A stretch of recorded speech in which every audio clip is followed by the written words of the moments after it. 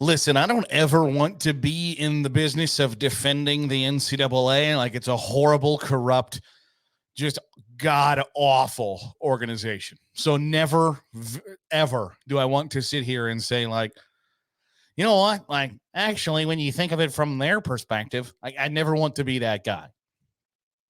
But I think the NCAA is right in the James Madison, Tarleton State, Jacksonville State waiver situation that everybody hates. And I know that that sucks. James Madison is 10-0. James Madison should be ranked in the top 25. James Madison should be right there banging on the door of being the Group of 5 representative in the New Year's Six and should be able to play in their conference championship game, play in a bowl game, all of those things. I agree.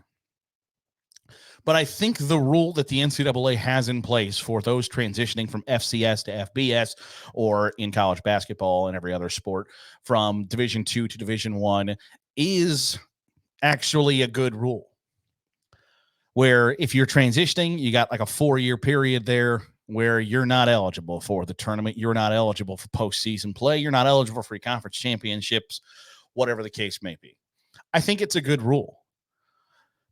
And basically the spirit of the rule and the purpose of the rule is, so if you put together a really good team in Division II, you don't make the jump to Division I just because you've got a really good team for the next 2 to 3 years. It's a transition rule. So you are prepared. You are making a smart, wise decision. You're financially ready. You are scholarshiply ready.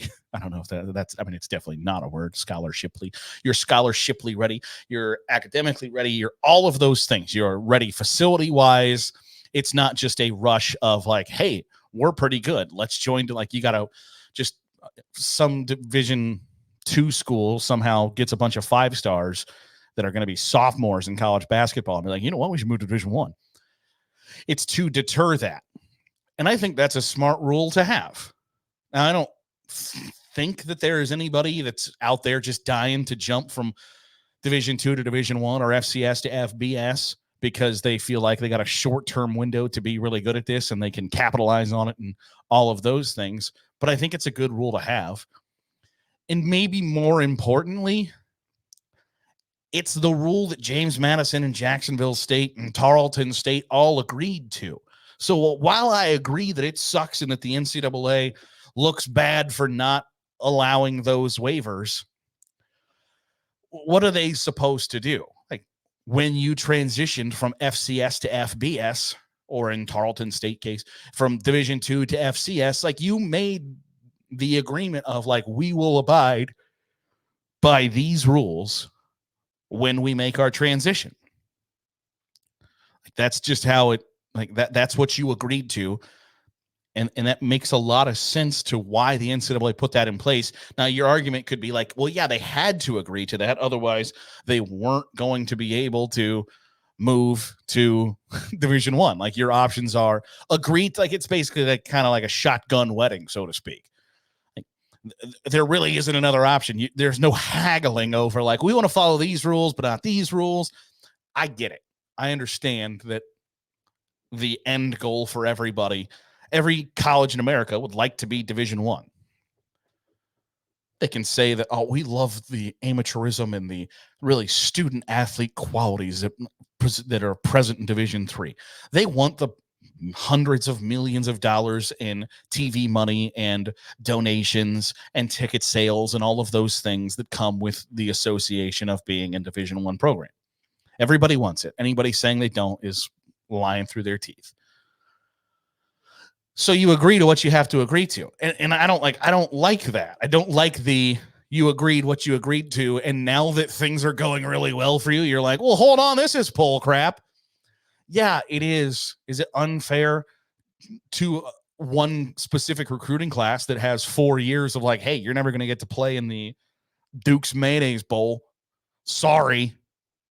Like, yes, that sucks. But it's also the price of admission to being a part of a super elite select group of universities and colleges in America.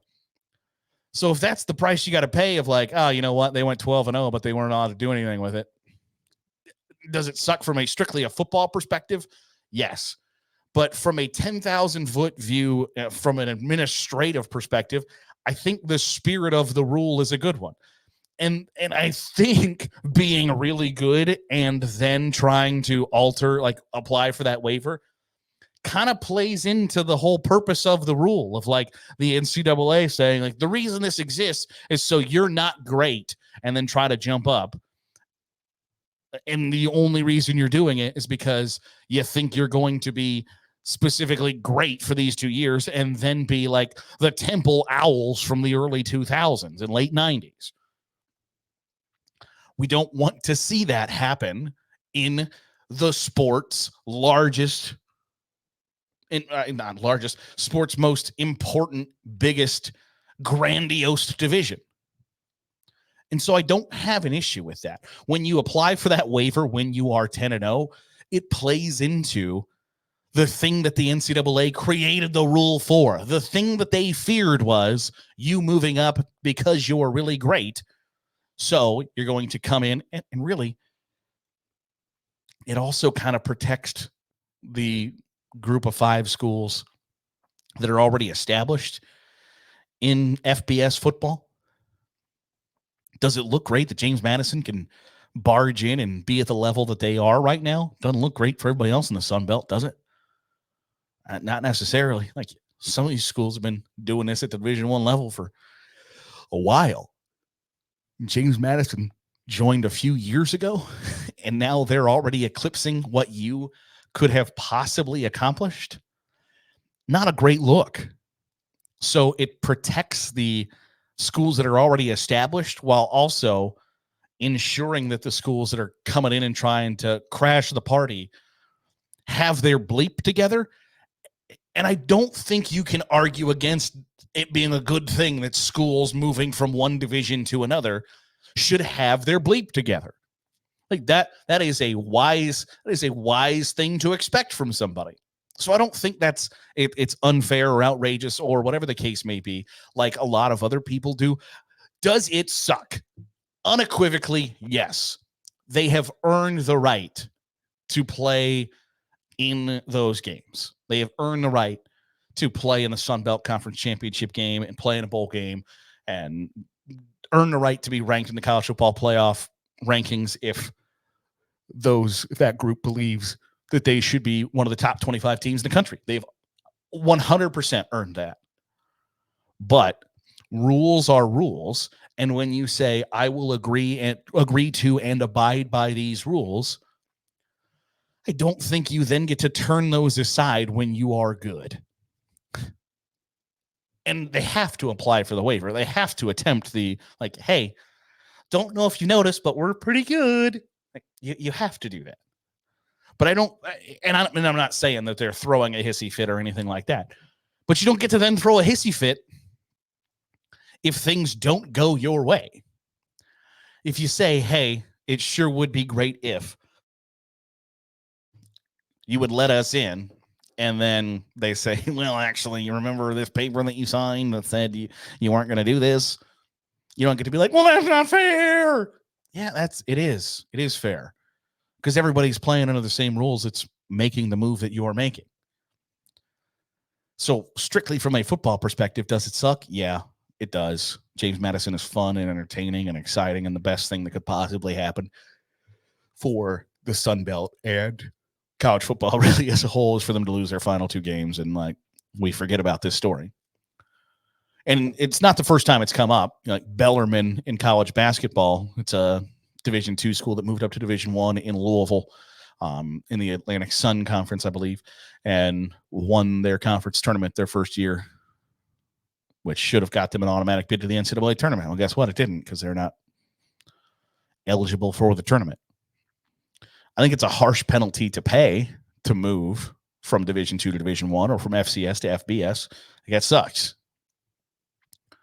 But if that's the price of admission, you bite the bullet and you deal with it. And I'm not saying James Madison isn't dealing with it. It's more of the reaction to like, this isn't fair. It is fair though. because that's the rules that they agreed to follow. That was part of the ticket price, was you're not going to be eligible for this for a while.